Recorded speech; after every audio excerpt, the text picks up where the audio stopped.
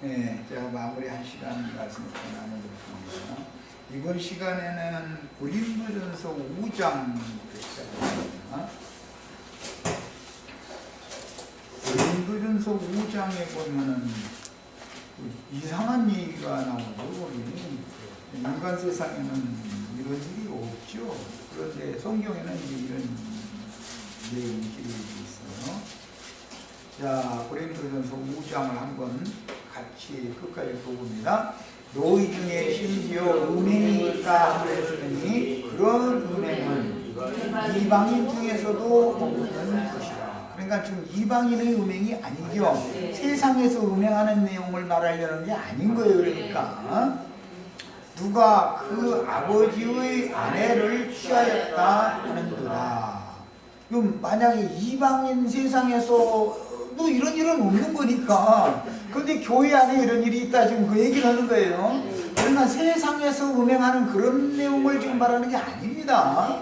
네. 그리하고도 너희가 오히려 교만해져서, 이 문둥병 얘기가 나오면 무조건 교만과 관계가 있는 거야. 아까 구약성경 다 읽어봤죠? 다 그 교만해지는 것이 문제예요.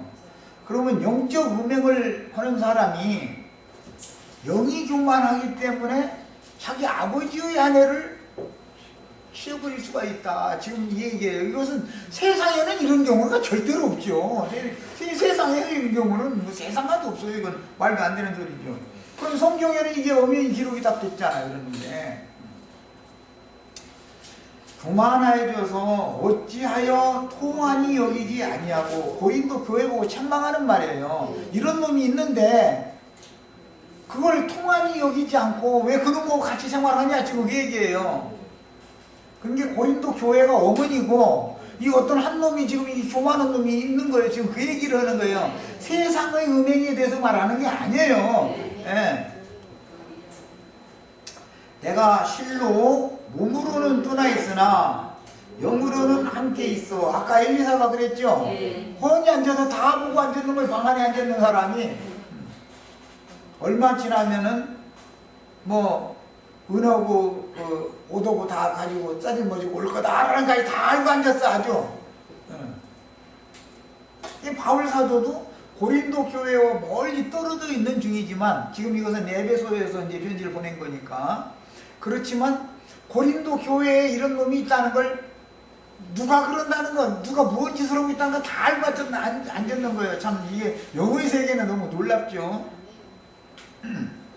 아무것도 아니지만 우리 이제 특히 자매님들이 어디 뭐 밤길을 이렇게 걷는데 얼핏 보여진 어떤 놈이 뒤에서 따라오는 싶으면은 다른 데 같지 않고 사람이 뭐 뒤에 왔다 갔다 할 사람이 얼마나 있을 수가 있는데, 오늘은 왠지 이게 경계심이 가고 쭈뼛쭈뼛하고 그럴 수가 있죠.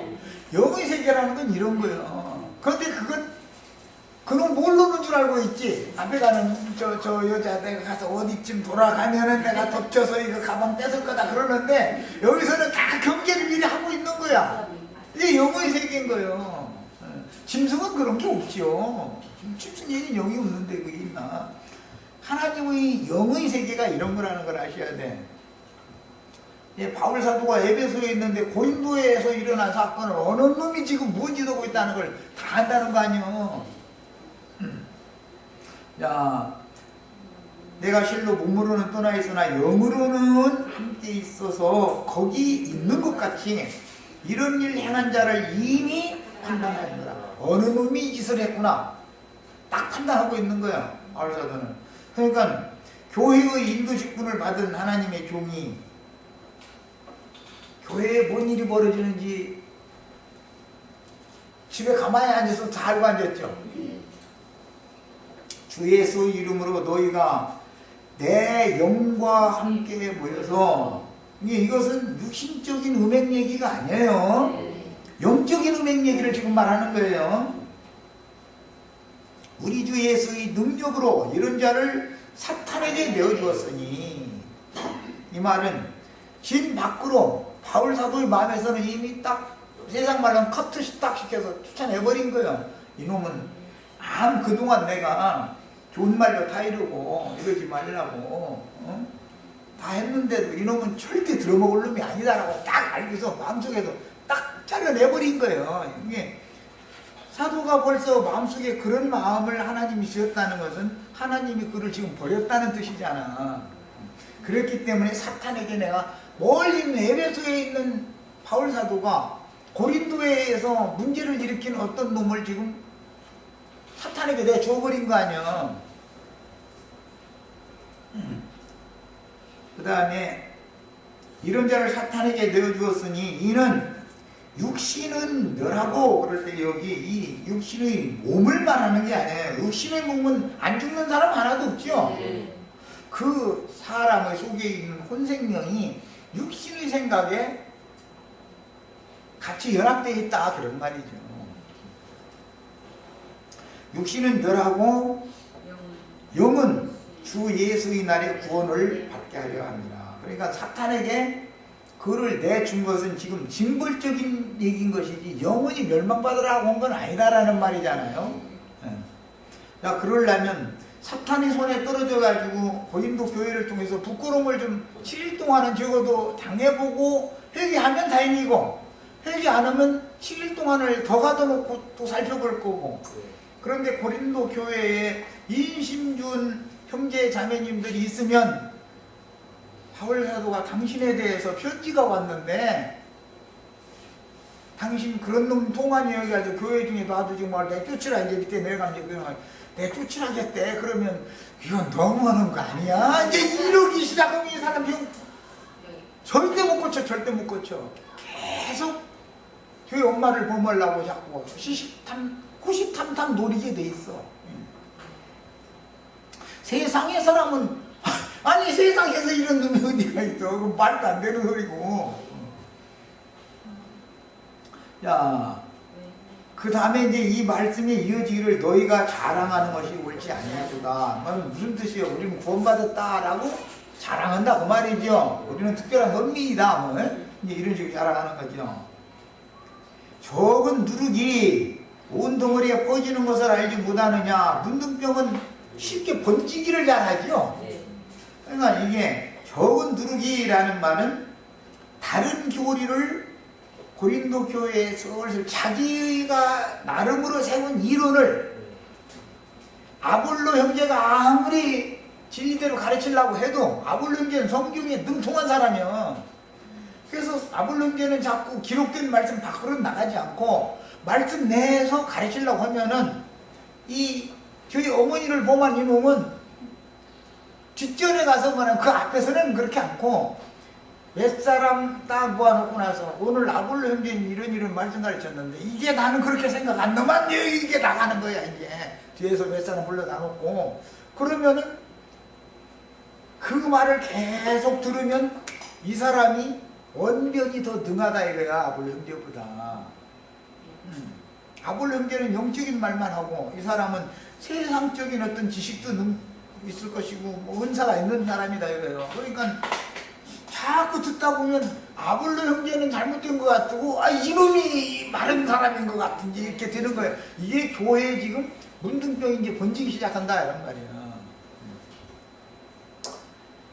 근데 누룩을 섞으면 모든 것이 이렇게 부패로 막 그냥 그게 숙성된다 그러지 이게. 그게 그냥 퍼지잖아요. 그런 것처럼 적은 누룩이라는 말은 얘가 가르치는 말이 아볼로 형제를 통해서 증거되어지는 고린도 교회에 증거되는 말씀 외에 뭔가 그럴싸한 말을 한두 마디를 슬쩍슬쩍 섞는 거예요. 99%가 진리를 말하는데 말이에요. 그런단 말이야. 그러면 온 덩어리에라는 건 고린도 교회 전체가 다 썩게 돼 있다. 지금 그 얘기를 하는 거야. 너희는 누룩 없는 자인데 새덩어리가 되기 위하여 묵은 누룩을 내어버리라. 그런 걸 보니까 교회 엄마한테 음행을 행한 이놈이 뭐를 했냐면 교회에다가 묵은 누룩을 갖다가 슬슬 섞은 놈이죠. 이게 성경 자체만 봐도 알 수 있잖아요. 이건 세상적인 음행을 한 얘기가 아니에요. 교회는 믿는 사람들의 어머니인 거예요. 그런데 교회 안에서 묵은 누룩이라고 하는 것은 율법 교리를 말하는 거예요. 율법 교리. 그 율법 교리를 조금씩 갖고 들어. 교회 안에. 너희는 그걸 다 버려버려라. 이제 그런 거야.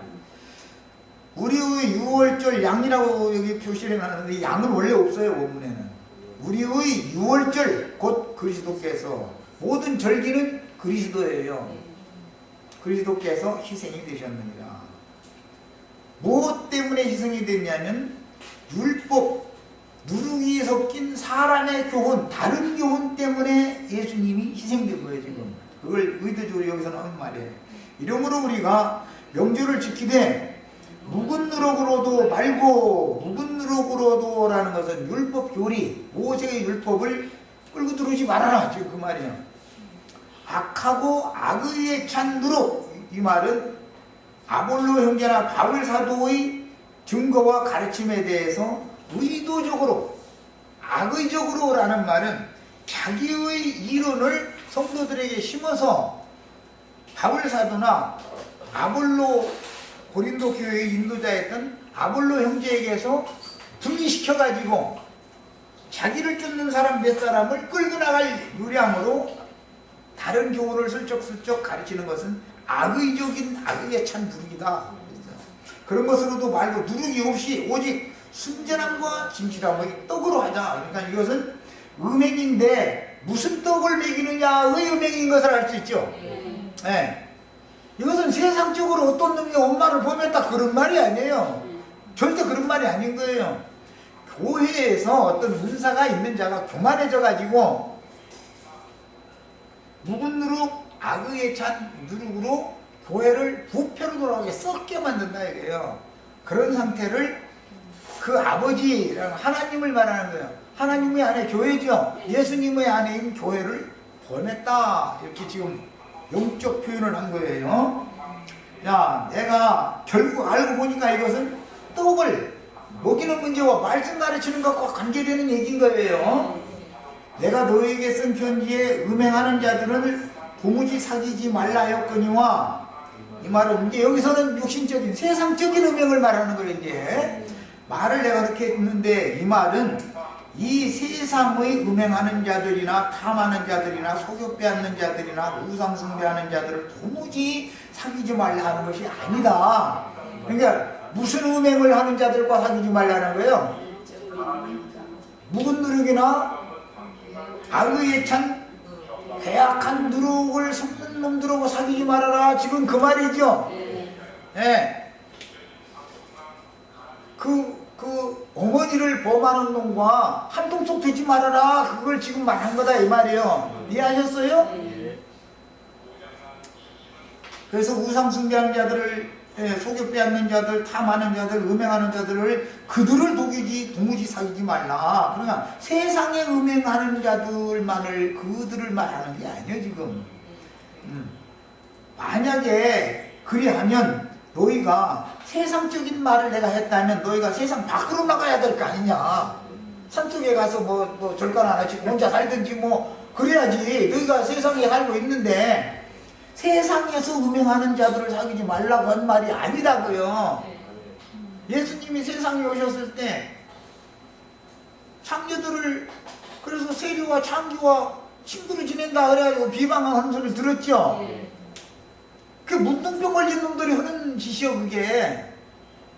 예수님을 비방할 문제가 아니죠. 저희는 선민이고 그 세리 창녀 이런 사람들은 완전히 그게 버림받은 사람이라고 이걸 하고 있었기 때문에. 그런데 예수님이 오셔서 그 사람들이 내쳐버린 사람들, 버림받은 사람으로 생각하고 있는 세리 창녀 이 사람들하고 친구로 지낸다는 거야. 그러고 뭐 세상적으로 뭐 이제 술 먹지 말란 말일 것 같으면 예수님은 먹기를 탐하고 포도주를 즐기는 자로다. 예수님이 그냥 아무 데나 가서 문둥이 전에 가서 밥탕수치라고 차려주면 아무 생각도 그냥 먹어.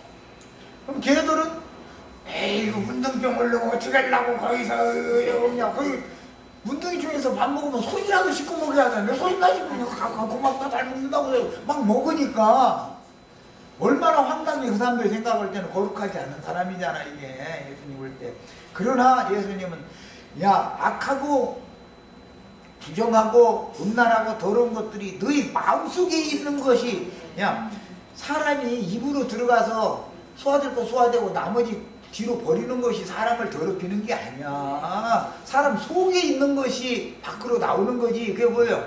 속에 있는 것이 음란과 두물기는 것과 광패와 수군거리는 것과 뭐 미워하고 분내고 이렇게 하는 것이 다 너희 마음에서 나오는 거 아니야. 그런 걸 보니까 문둥병이라는 것이 밖으로 볼 때는 피부에 뭐가 어떻게 생겼다 이렇게 표현을 해놨지만 사실은 그게 속에 들어있는 죄성이 밖으로 나오는 것을 상징한다 그 말이야. 이게 레위기 13장 14장을 읽을 때는 기본적으로 지금 하는 이 말을 잘 이해하고 그것을 읽어야 되는 거예요. 하나님은 사람을 외모로 취하는 법이 없어요. 외모로 취한다면 아니 세리 창녀의 친구가 된다는 건 거룩한 하나님이 오셔서 말이야. 세리 창녀하고 동무 삼는다는 게 말이 돼 그게. 기왕이면 율법사 서기관들 거룩거룩하고 거룩도 좀 천천히 걷고 아 이런 사람하고 사귀러 오셨어야 맞지. 이게 하나님이 보시기에는 그들이 외식하는 자들이지 그들의 속에는 세리 창녀보다 더 악독하고 더럽고 추한 것들이 가득 들어있으면서 이것을 자꾸 움푹 패였어. 이 피부마다 사방이 이렇게 움푹 들어갔어. 세리 창녀는 벌겋게 사도기가 이렇게 벌겋게 부어서 위로 올라왔어. 그런데 사람을 외모로 판단하면은 외모로 이게 밖으로 이렇게 부어 올르면 너 병 걸렸잖아 그러는데 그것도 한 군데만 그래야 되는데 아니 머리끝에서 발끝까지 사방이 다 그렇게 생겼으면 뭐 개선의 여지가 있어요 없어요? 이 사람 소망이 있어요 없어요? 그 사람은 머리끝에서 발끝까지 전신이 문둥병에 걸렸으면 그 사람은 정하다 하라 이래놨어. 얼마나 웃기는 얘기야. 우리 김순종 같은 사람이나 구원받지 예배당 목사님 구원 못 받는 거야 이제. 그 사람들이 전신이 다 뭐 깨끗한 것도 아니고 부분적으로 힘털이 여기 자기 난 고자리만 이렇게 보여줘. 온몸이 다 희야지. 힐라면 전신이 다 깨끗해야지. 한 군데 어디가 자기 인간의 의롭다 여기는 그게 있다는 거 아니야. 그걸 잘하면 이놈은 고칠 수 없는 아주 문둥병 걸린 지 오래된 놈이라는 거 이게 관습이 들어버리고. 이해하셨어요? 네. 레위기 13장 오늘 마치려고 하다 보니까 이거 다 마치려면 너무 많이 남아서 쉽지 않겠네. 나도 이런 얘기는 오래 하고 싶지 않아. 제대로 빨리 끝내고 싶지. 자, 밖에 있는 사람들을 판단하는 것이야. 이 말은 세상 사람이죠. 세상 사람들이 뭐 음행을 하든 속여서 빼앗든 그것은 내가 가져갈 일이 아니다. 그러나 교회 안에 있는 사람들이야 너희가 판단하지 아니하랴. 밖에 있는 사람들은 하나님이 심판하시려니와 이 악한 사람은 너희 중에서 내쫓아라 그랬어요. 문둥병 걸린 놈이 문둥병이 확정이 되면 어떻게 해요? 집 밖으로 내쫓죠? 이게 이제 구약성경에 나오는 레위기 13장 율법이 신약에 적용이다 이거예요. 이렇게. 자, 이 말은 교회 공동체 중에서 쫓겨나면 영적인 심판이다 이거예요. 쫓겨나면 사탄의 손에 넘겨주신 거다 그런 말이에요. 가서 부끄러움을 당하려면 자기가 교만했던 것이 다 뽀록나야죠. 그래야 부끄러움을 당할 거 아니에요. 고개 푹 숙이고 있으면 7일 만에 제사장이 진 밖으로 그 가둔 놈 있는데 찾아 이렇게 보라는 거예요. 봤더니 고개 푹 숙이고 눈물을 흘리고 그러고 앉았으면 데리고 가야죠. 그런데 쳐다도 안 보면서 나를 이렇게 망신을 주고 너 한번 잘 되나 봐라. 이제 만약에 이러면은 7일 동안 더 가둬놔야 돼. 그런데 7일 뒤에 또 가봤더니 두 번 7일이 지났는데 또 가봤더니 여전히 마찬가지예요. 그래서 나중에 알고 봤더니 왜 그러냐 하면 고린도 교회에 그 바울 사도가 그래도 그렇지 그래도 좀 좋게 얼마든지 할 수 있지 않냐 했는데 그 말이 또 맞아. 그 말 들어보면 또 그건 너무 심하지 않냐. 자꾸 이런 사람이 주위에 몇 사람이 있으면 이 사람 병을 고친다 못 고친다? 못 고치는 거예요. 이걸 아셔야 돼. 자, 이게 거룩하고 외로우신 하나님의 성령께서 함께 거하시는 교회 생활 중에서 육신의 일과 성령의 일을 분별하지 못하고 이런 성경을 읽으면 고린도라는 교회 안에는 저 애미를 막 한 놈이 있다대 막 이제 이래버려. 그럼 나는 그냥 묻고 말해야지. 그 사람을 뭐라고 설명을 하겠어 이거를. 그래서 아니 그 세상에 없는 일이지 그게. 당신 그런 놈 봤어 여태까지? 나 이 나이 먹도록 나 그런 놈은 못 봤어. 세상 없는 흉악한 놈이라도 그런 놈이 어디가 있어. 그게 말이 되는 소리야. 이건 세상에서 음행하는 얘기를 비유적으로 교회 중에서 영적 음행을 하는 것을 설명하다 보니 그 얘기를 오해해가지고 고린도 교회에는 이런 놈이 있었다고 이제 이렇게 나가면 그 사람이 고개 푹 숙이고 일주일 만에 고개 숙이고 눈물을 뚝뚝 떨어뜨리고 해가면서 내가 너무 교만했었느라고 하나님의 말씀에 대해서 내 나름대로 안다 하는 것에 내가 잡혀가지고 내 나름의 이론을 진리의 체계라고 내 속에 딱 세워놓고 있었는데 징계받는 동안에 이것저것 생각을 해보고 깨달아보고 말씀을 듣고 보니까 내가 크게 오해한 부분이 너무 많이 있었더라. 이러면은 데리고 되는 거예요. 이제 자, 고린도 전서 얘기는 이 정도 하고 고린도 후서를 읽습니다. 이게 고린도 후서로 가는 거예요. 야, 3년 후에 보낸 편지에 이제 고린도 전서가 간 다음에 3년 후에 다시 이제 고린도 교회를 가는 거예요. 편지가 2장 1절부터 11절을 읽겠습니다.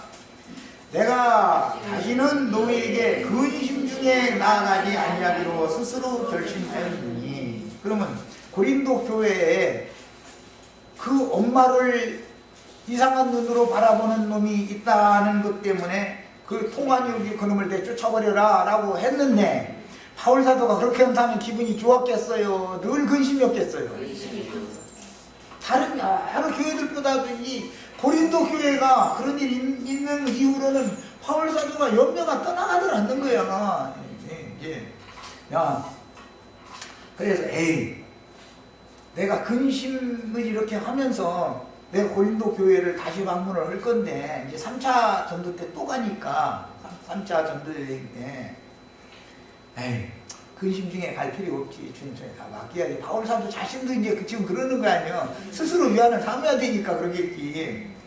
내가 너희를 근심하게 한다면 내가 근심하게 한 자밖에 나를 기쁘게 할 자가 누구냐. 나를 근심하게 한 자는 사실 마귀다 이 말이죠. 응?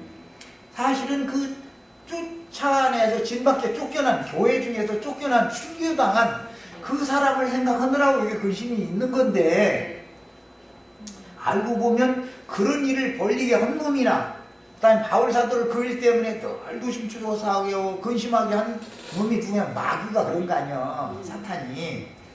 내가 이같이 쓴 것은 내가 갈 때 마땅히 나를 기쁘게 할 자로부터 나를 기쁘게 할 자로부터라는 건 예수님을 여기서 염두에 두는 말이에요. 앞절은 마귀를 염두에 두는 말이고 도리어 근심을 얻을까 염려하며 또 너희 모두에 대한 나의 기쁨이 너희 모두의 기쁨인 줄을 확신하미로라.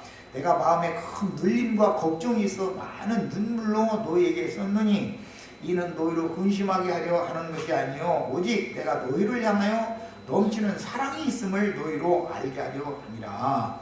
근심하게 한 자가 있었을지라도 이건 마귀를 염두에 두는 말이에요. 나를 근심하게 한 것이 아니요 어느 정도 너희 모두를 근심하게 한 것이니 어느 정도라 하면 내가 너무 지나치게 말하지 아니하려 함이라. 이러한 사람은 이러한 사람은 많은 사람에게서 벌받는 것이 마땅하도다. 이러한 사람은 누구죠? 애미를 범한 놈이죠. 많은 사람 고린도 교회죠. 고린도 교회를 통해서 출애를 당하여서 벌받은 것이 마땅한 일이요 마땅하도다. 그런즉 너희는 차라리 이제는 그를 용서하고 위로할 것이니 그가 너무 많은 근심에 잠길까 두려워하노라. 예, 영적인 표현이다 이거예요. 이 사람은 회복될 가능이 있는 사람이라는 걸 염두에 둔 거죠 지금. 그러니까 돌아와도 될 사람이요. 그러므로 너희를 권하노니 사람을 그들에게 나타내라. 그들에게라고 해서 복수가 된 것은 그 이상한 놈을 편드는 사람들이 몇 사람이 같이 생겨가지고 고린도 교회 원망이 돼버린 거예요. 병이 퍼져가지고. 너희가 범사에 순종하는지 그 증거를 알고자 하여 내가 이것을 너희에게 썼노라. 너희가 무슨 일이든지 누구를 용서하면 나도 그리하고 내가 만일 용서한 일이 있으면 용서한 그것은 너희를 위하여 그리스도 앞에서 한 것이니 이는 우리로 사탄에게 속지 않게 하려 함이라. 지금까지 이런 일을 벌리고 고린도 교회에 문제를 일으키고 바로사도에 고민하게 하고 이런 것이 전부 사탄이 그런 것이죠. 야, 사도는 모든 상황을 볼 때 영적으로 판단한단 말이야. 영적으로. 이런 눈이 열리지 않은 사람은 교회를 인도할 자격이 없어. 이 사람은 신앙교로 들으면서 뭐라고 그건 말도 안 되는 소리야. 우리는 그 계책을, 사탄의 계책을 알지 못하는 바가 아니라 온 교회 문둥병 퍼지게 해가지고 고린도 교회 문 닫게 만들려고 이렇게 하는 거잖아. 반드시 마귀는 세상에서만 역사하는 게 아니라 어떻게든지 해서 교회 안으로 삐집고 들어와서 자기의 사탄의 보좌를 교회에 세우려고 하는 것이 사탄의 욕심이다 이거예요. 자, 이번에는 고린도후서 7장 5절로 12절을 읽겠습니다. 우리가 마케도니아에 이르렀을 때 우리 육체가 편하지 못하였고 사방으로 환난을 당하여 밖으로는 다툼이요 안으로는 두려움이었노라. 육신적으로 핍박을 받는 거예요. 육신적으로 이제 그들이. 그러나 낙심한 자들을 위로하시는 하나님이 디도 가운으로 우리를 위로하셨으니 디도가 아주 좋은 소식을 가지고 에베소의 바울사도에게 간 거예요. 이제 무슨 소식이냐? 그가 온 것은 아니요 오직 그가 너희에게서 받은 그 위로로 위로하고 너희의 사모함과 애통함과 나를 위하여 열심 있는 것을 우리에게 보고함으로 나를 더욱 기쁘게 하였느니라. 그러므로 내가 편지로 너희를 근심하게 한 것을 고린도 전서에서 근심하게 하는 편지를 보냈죠. 이런 놈을 말이야 교회 그냥 놔두다니 내쳐버려라 이렇게 해놓고 나서는 또 바울사도 자신도 마음이 편치가 않아. 이 3년이 지나갈 동안 편치가 않은 거야. 고린도 교회는 고린도 교회대로 문제가 또 어려움이 있었던 거고. 그래서 내가 편지로 너희를 근심하게 한 것을 후회하였으나 지금은 후회하지 아니함은 그 편지가 너희로 잠시만 근심하게 한 줄을 알리로다. 이 말은 잠시만 7일 만에 회복이 됐다. 지금 그 말이죠. 내가 지금 기뻐하면 너희로 근심하게 할 까닭이 아니요 도리어 너희가 근심함으로 회개함에 이른 까닭이다. 이 말은 그놈을 영적으로 잘 분별하고 그놈의 말을 묵은 누룩, 악의적인 누룩 이런 것들을 다 뽑아버리는 정상적인 교회 회복이 왔다. 그 말이에요. 이제. 너희가 하나님의 뜻대로 근심하게 된 것은 우리에게 아무 해도 받지 않게 하려 함이라. 하나님의 뜻대로 하는 근심은 후회할 것이 없는 구원에 이르게 하는 회개를 이루는 것이요. 문둥병 걸렸을지라도 회복되게 할 수 있는 거예요. 세상 근심은 사망을 이루는 것이니라. 보라, 하나님의 뜻대로 하게 된 이 근심이 너희로 얼마나 간절하게 하며 얼마나 변증하게 하며 얼마나 분분하게 하며 얼마나 두렵게 하며 얼마나 사모하게 하며 얼마나 열심히 있게 하며 얼마나 벌하게 하였는가. 너희가 그 일에 대하여 일절 너희 자신을 깨끗함을 나타내었느니라. 그런즉 내가 너희에게 쓴 것은 그 불의를 향한 자, 쫓겨냄을 당했던 엄마를 범한 놈이에요. 를 위한 것도 아니고 그 불의를 당한 고린도 교회를 위한 것도 아니고 오직 너희를 위한 너희의 간절함이 하나님 앞에서 너희에게 나타나게 하려 함이로라. 이 일로 즉 말하자면 고린도 교회가 쫓겨난 사람도 회개했고 고린도 교회가 그런 사람들이 말도 같지 않은 소리를 받아들여가 문둥병이 퍼졌던 것도 회개했고 완전히 다 치료가 된 거예요. 이것이 그 소식을 디도가 고린도에 갔다가 에베소로 오면서 가지고 왔다 이거예요. 교회가 완전히 회복되었습니다. 그러니까 네. 디도가 거기 진 밖에 쫓겨난 놈 찾아가서 이렇게 다 살펴보고 문둥병 걸렸던 집 사정도 다 살펴보고 와서 완전히 치료됐습니다 하니까 바울 사도가 이렇게 기뻐했다는 거예요. 야, 이것이 레위기 13장에 나오는 문둥병 환자가 어떻게 치료를 받고 어떻게 회복되는 얘기가 신약성경의 교회 생활을 지금 말한 거다. 구약성경은 전부 그리스도와 교회에 대해서 예언을 하는 말들인 거예요. 여기까지만 이제 이해를 하면은 레위기 13장 다음에 14장으로 넘어가도 같은 맥락에서 말을 하고 있는 거기 때문에 구속받은 성도들의 교회 생활에서 일어날 수 있는 일들을 모형적으로 얘기하는 거다 그런 말이에요. 자, 이제 실제적으로 문둥병이 걸리면 나타나는 증상이 여러 가지가 이제 표현이 됐는데, 자, 레위기 13장으로 다시 갑니다. 이제 환부의 털이 휘어지고 흰색점이 난다. 이 말은 속에서 너는 형편없는 놈이고 나는 너보다는 나. 어느 부분에만 나타나니까 다 저걸 다 그것도 안 해. 나만은 100%다 이렇게도 안 해. 부분적으로 흰색점이나 부분적으로만 나타나. 그런데 자랑할 때는 흰색이 있는 그 부분만 딱딱 드러내. 그럼 공개적으로 자랑을 하느냐? 그 사람이 자랑하지 말라겠어. 이것도 다 알아. 이 성경을 다 알아. 그럼 어떻게 해요? 자기를 편들어줄 만한 사람들 앞에서만 오늘 바볼로 형제님이 이런 교재를 이렇게 말씀을 시간에 했는데 나는 그렇게 생각하지 않노만 하기 시작하면은 자기의 옳은 부분을 드러내겠죠. 그것을 한 번, 두 번으로 끝이면은 나을 수가 있는데 반복해. 그러면 병이 퍼진다 이거예요. 병이. 자, 그 다음에 환초가 피부보다 깊어지는 경우. 그럼 이거 문둥병이다. 그럼 아까 얘기했죠? 이것은 사람의 자기 자신의 약점을 너무 간교한 방법으로 감춰. 속에 사실은 그 병 증세가 숨겨 있을지라도 그 죄가 깊은데도 진실하게 자백하지 않고 자존심을 끝까지 지키는 거야. 자기 자존심을. 이런 경우는 환초가 피부보다 얕아져 버린 거야. 깊어져 버린 거야. 푹 패버린 거야. 살짝 중에 어느 부분이. 야, 여기에는 새로 돋아난 새살이 와서 여기를 메꿔줘야 되는데 그게 안 돼. 이게 숨긴 사실이 들통이 안 나니까. 그러니까 위선을 그만큼 잘하는 사람이다.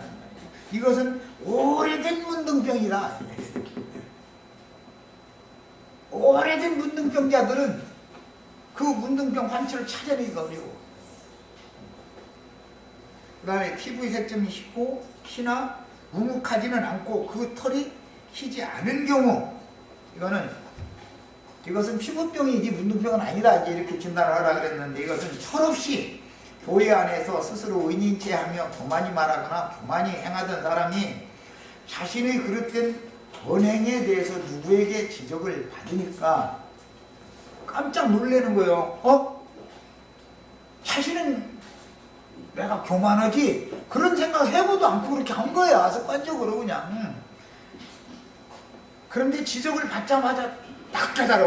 이 사람은 피부병에 걸린 사람이지 문둥병은 아니다 이거예요. 이 사람은. 그러니까 모든 사람이 교만성은 다 있는 거죠. 그러니까. 그 다음에 환초가 변하지 않고 병색이 피부에 번지지 않거나 그 환초가 엷어졌고 병색이 피부에 퍼지지 않는다라는 것은, 천연적인 사람들은 내가 교만하다라든지 나 오늘부터 교회 중에 나 교만해지기로 결심했구만, 그렇게 하는 사람 하나도 없어. 아무 생각 없이 그냥 철없이 이렇게 하는 거예요. 천연적인 생명으로. 그런데 그 사람이 은혜로 말미암아서 자기 자신이 어떠한 상태에 있다라는 것을 지적을 하나님의 성령께서 빛을 내서 깨닫게 해주면은 즉시로 돌이켜서 그 영이 회복되기 시작한다는 말이에요. 이런 사람은 그냥 단순한 피부병이지 문둥병이 아니에요. 그래서 아담의 죄는 다 타고났죠. 그러나 가인의 죄는 용서받을 수 없는 죄지만 아담의 죄는 어떠한 죄를 졌을지라도 심지어 살인을 했을지라도 하나님 앞에서는 용서받을 수가 있어. 이것을 알아야 돼 성경에는. 그래서 용서받을 수 있는 죄도 있고 용서받을 수 없는 죄도 있다 이거예요. 육신적인 인간적인 허물이나 흠결에 대해서는 용서가 가능하지만 병인자가 없는 사람은 없으니까. 그러나 종교적인 영적인 범죄를 하고 돌이키지 않으면 그건 용서가 없다. 지금 그 얘기를 하는 거예요. 성경은 이게 이제 요한일서 5장에 나오는 말이에요. 사망에 이르지 않는 죄도 있고 사망에 이르는 죄도 있는데 사망에 이르는 죄를 범하는 자를 위해서는 기도하라고 너희한테 말하지도 않는다. 그놈을 위해서는 기도할 필요도 없다고 하나님이 버려버린 놈이다 그 말이잖아요. 그것은 영적인 범죄가 이렇게 중요하게 다뤄진다. 세상에서의 범죄는 책망을 하면 뉘우치고 돌이키기가 쉬워요. 사실이 그러니까. 그러나 영적인 범죄는 우묵하게 패여 들어가가지고 속으로는 복삭복삭 지금 썩어 들어가고 있는데 겉으로는 거기 붕대를 슬쩍 감고 나서 나 멀쩡한 사람 이러고 흰 붕대 감으면 거기가 원래 병자리인데 거기 흰 붕대만 이렇게 내보여주고 나 여기 왜 희지? 잘 봐봐 이거 붕대 풀어서 뭐 이거 뭐 피부로 묻어서 바꿀 때 됐나 바꿀 때 됐나라고 하는 말은 사실은 나는 의롭다고 자랑하는 소리지 내가 진실을 그렇게 뉘우친다는 말이 아니잖아. 흰 붕대 감아놓고 놔두면 피부로 보면 그거 다 며칠 지나면 거기다 피구름에 굳어버리면 붕대가 술보다도 더 단대죠.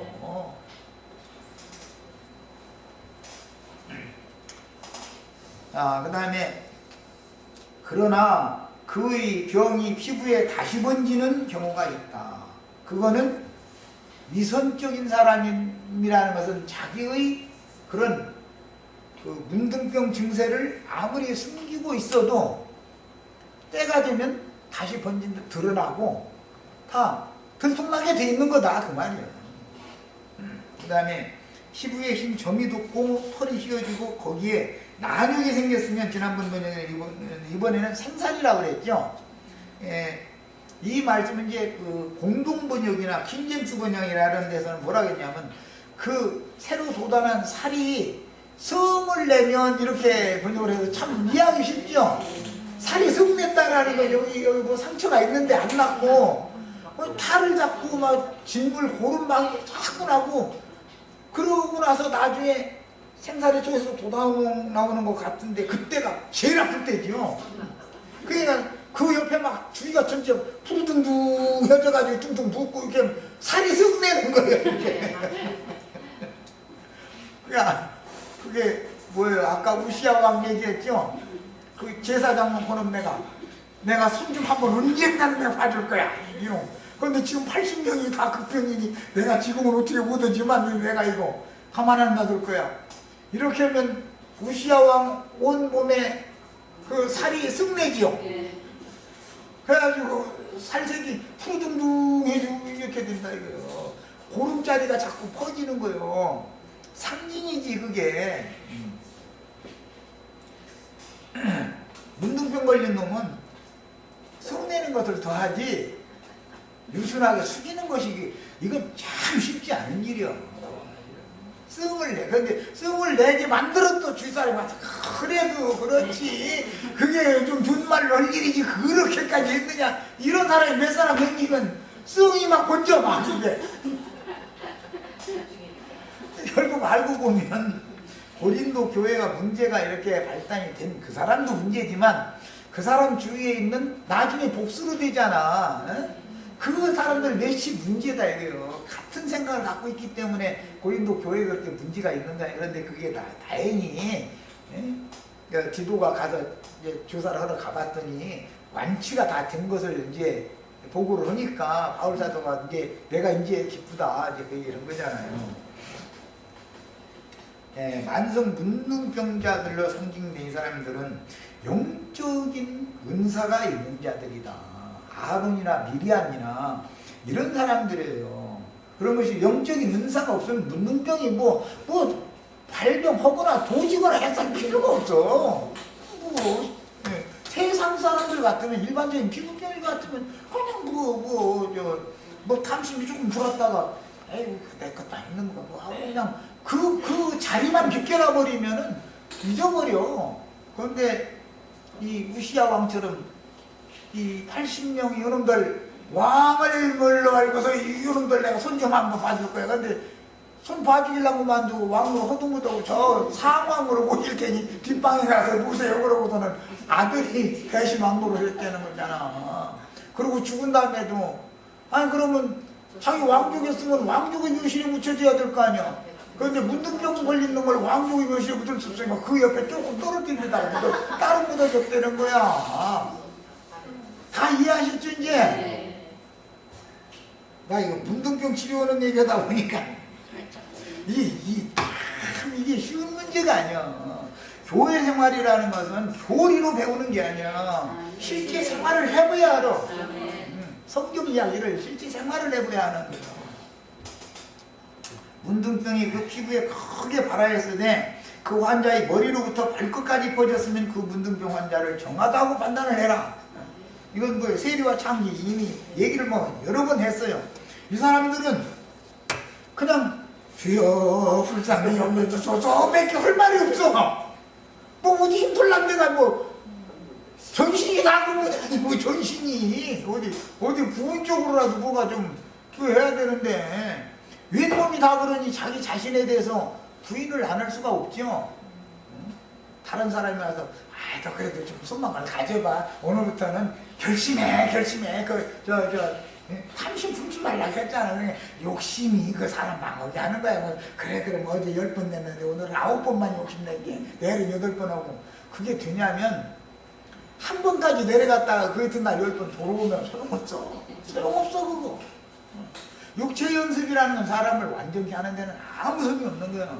안 되는 거야. 도로 도지게 돼 있기 때문에.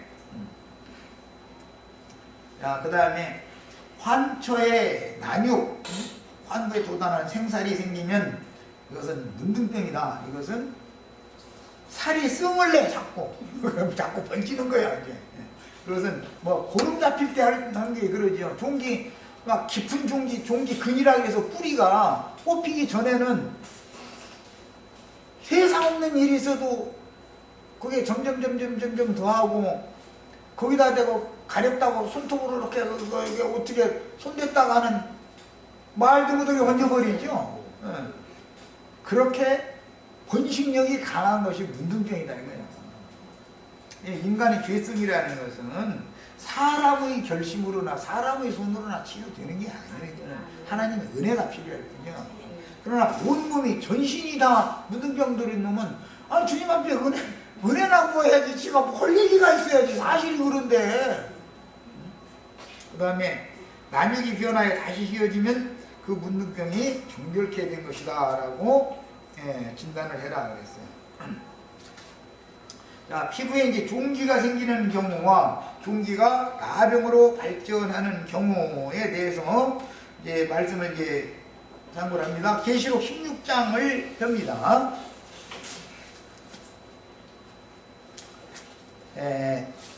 레위기 13장에 악성 종기, 악창이라고 그러는데 육과 같이. 그 다음에 히스기야는 나았죠. 욥이랑 히스기야는. 자, 그렇게 낫는 경우는 단순한 피부병이지만 이 악창이 안 나서 악한 종기가 그러면 이것은 나병으로 판단을 해라 그랬어요. 시간이 지났는데 빨리 이거 읽고 마치겠습니다. 그러면 16장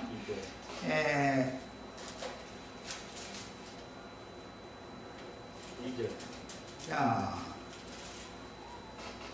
2절 16장 2절 보겠습니다. 그 첫째 전사가 가서 그 대적을 땅에 쏟음에 짐승의 뿔을 받은 사람들과 그 우상에게 경배하는 자들에게 악하고 독한 종기가 나더라. 아니 하나님의 천사가 불대접을 짐승의 보좌에 쏟았더니 그 짐승 나라에 있는 사람들한테 악하고 독한 종기가 나오더라잖아.